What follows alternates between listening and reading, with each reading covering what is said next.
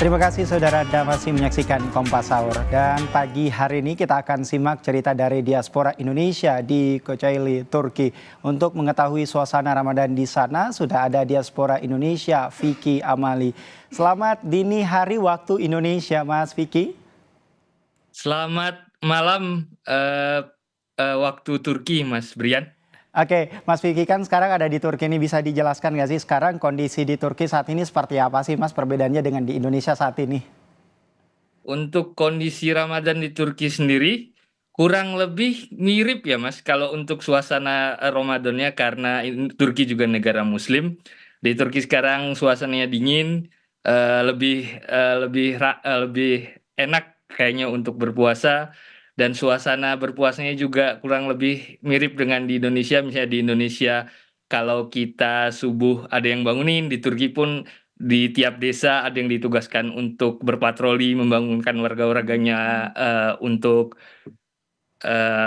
sahur. Dan untuk berbuka puasanya sendiri mungkin ada visual di samping yang menampilkan warga Turki sangat berbondong-bondong, khususnya di Istanbul ke Hagia Sophia untuk berbuka puasa bersama di depan masjid.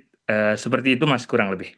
Nah, Mas Vicky kan tadi sampaikan bahwa untuk bulan suci Ramadan di Turki dan di Indonesia itu sebenarnya ya 11-12 lah seperti itu.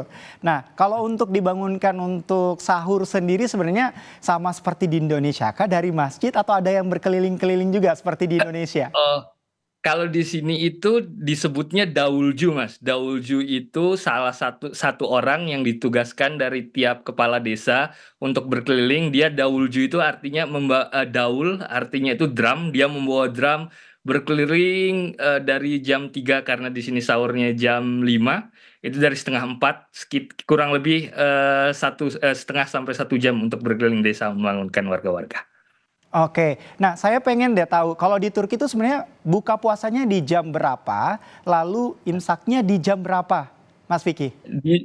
Di sini itu imsak pagi kita puasa pukul 5.30 imsaknya. Sholat subuh kita 5.30 dan buka puasa itu di 19.20 sekarang, Mas Brian.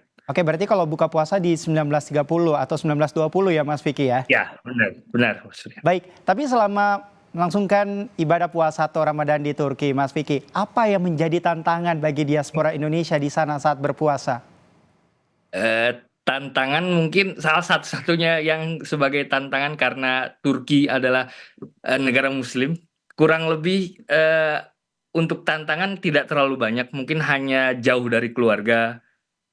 Tapi untuk selebihnya, misalnya kita di sini sangat didukung untuk berbuka puasa di masjid-masjid, itu banyak sekali yang support, bahkan nanti dari setiap provinsi itu mensupport atau dari yayasan untuk membuka takjil bersama gitu, memberi makan di alun-alun atau di halaman-halaman masjid yang ada, Mas Prian.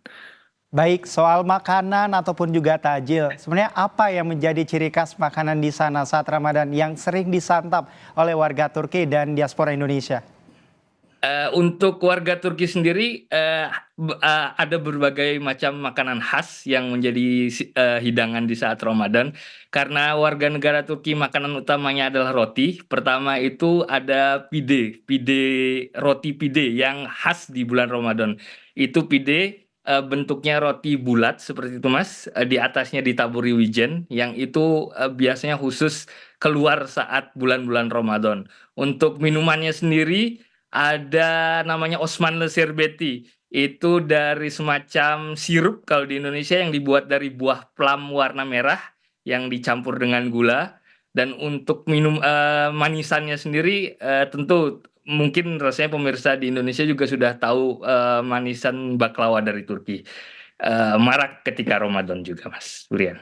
Nah, tadi sempat menyebutkan soal makanan roti. Sementara kan kalau di Indonesia kurang lengkap atau tidak kenyang rasanya kalau tidak makan nasi nih Mas Vicky. Gimana kalau untuk makan nasi di sana?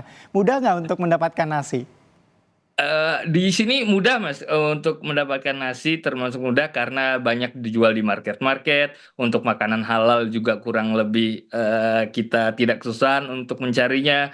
Tapi kalau kita misalnya diajak bertamu untuk buka bersama di rumah-rumah orang Turki, rata-rata mereka tidak menyediakan nasi, ya ada sup dan lain-lain, kebanyakan roti, pide yang saya sebutkan tadi.